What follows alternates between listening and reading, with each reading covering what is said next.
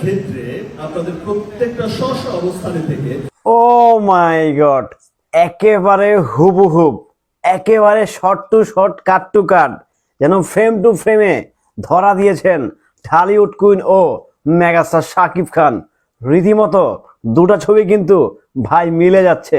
কারণটা কি, এত বেশি পছন্দ কেন? শখের মানুষ বস, বুঝতেই তো পারছেন। ঢালিউড কুইন ছাড়তে চান না সহজে the one and only megastar Shakib খানকে। হ্যালো এভরিওয়ান, আসসালামু আলাইকুম। শিমুল আছি আপনাদের সঙ্গে। কেমন আছেন সবাই?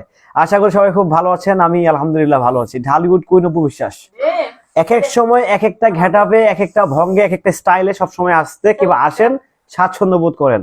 সেই অপু বিশ্বাস রীতিমতো সাদা ড্রেস কোডে যেন এসে বাজিমাত করে দিয়েছেন, রীতিমতো বাজিমাত করে দিয়েছেন সবাইকে। একদম সবার যেন মানে অন্যরকম একটা ব্যাপার স্যাপার, একটা ফিলিংস নিয়ে যেন উনি দাঁড়িয়েছেন।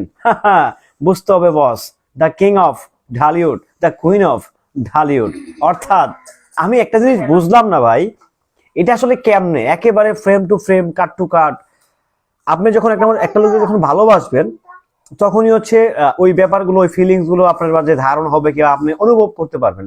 বাট আপনি যখন ভালোবাসবেন না তখন আসলে আপনি বুঝতে পারবেন না যে আসলে ভালোবাসাটা কত প্রকার, কি কি। সেটা আসলে হয়তো বা আমাদের ঢালিউড কুইন উনি বারবার জানান দেন যে আমি the megastar, the one and only Abraham Khan জয়ের বাবা, মানে অনেক বেশি ভালোবাসেন।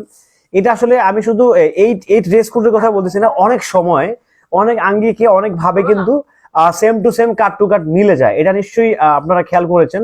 এটা আসলে খুব দুর্দান্ত একটা ব্যাপার স্যাপার যে উনি সাকিব ভাইকে কতটা ফলো করেন, কতটা লাভ করেন, সেটা কিন্তু আমরা বুঝতে পারি, যে আমরা বুঝি এবং এটা টের পাওয়া যায় যে উনি কতটা ভালোবাসেন। নিঃসন্দেহে ভালোবাসার আসলে দাবিটা, ভালোবাসার দামটা হয়। আর সবসময় আমি কালকে যে ছবিগুলো দেখতেছি, আমি যে নিশ্চয়ই আপনার থাম্বনেলে যে ছবিগুলো দেখছেন উপবিশ্বের, জাস্ট এক কথায় আমি তাকে দেখে সত্যি কথা আমি নিজেরা হারায় ফেলাইছি। আমি নিজে হারায় ফেলাইছি। এটা আসলে কে রে ভাই, এমনি কেন রে ভাই, এমনি কেন, কি অবস্থা। মানে এক কথায় একটা দুরন্তর একটা ব্যাপার স্যাপার চলতেছে। মানে আমি সত্যি কথা বলতে আমি তার এই ড্রেস কোডের না ক্রাশ, মানে সে আবার ক্রাশ হয়ে গেছে সত্যি কথা বলতে। ঢালিউড কুইন সে এমনভাবে নিজেকে জাহির করে, এমনভাবে নিজেকে প্রেজেন্ট করে, মানে এটা না আসলে যতই বলি না কেন বলার শেষ হবে না। আপনারা দেখেন কিছুদিন আগে শাকিব খান কোনো একটি অনুষ্ঠানে গিয়েছেন, সাদা ড্রেস কোড পরে, আপনারা সেটা জানেন।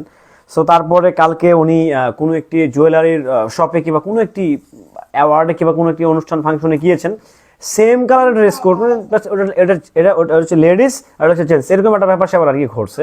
বাট সেম কালারের ড্রেস কোড করেই কিন্তু অপু বিশ্বাস সেই অনুষ্ঠানে গিয়েছেন, রীতিমতো সবাইকে অবাক করে দিয়েছেন। আর এত সুন্দর লাগতেছিল ওনাকে, কি বলবো ভাই, বাস দুর্দান্ত লাগতেছিল।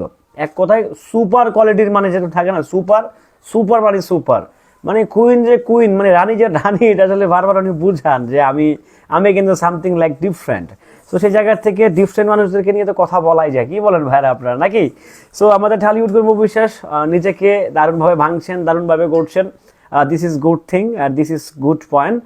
আর অপু বিশ্বাস অলওয়েজ ডিফারেন্ট কিছু করার স্বাচ্ছন্দ্য বোধ করে। আপনারা জানেন যে তার দুইটা সিনেমা অলরেডি সাইনিং করেছে, সিক্রেট আর হচ্ছে দুর্বার।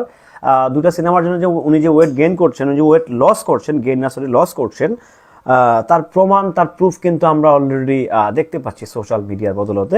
উনি যখন বিভিন্ন অ্যাওয়ার্ড শোতে যান তখন বোঝা যায় উনি আসলে বেসিক্যালি ওয়েটটা লস করছেন। সো ওই জায়গা থেকে ডেফিনেটলি উনি যা করতে চাইছেন ওনাকে তা করতে দেওয়া উচিত।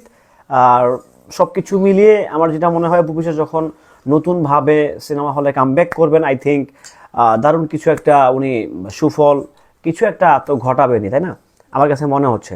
যাই হোক, সবাই ভালো থাকবেন, সুস্থ থাকবেন। ভিডিওটি কেমন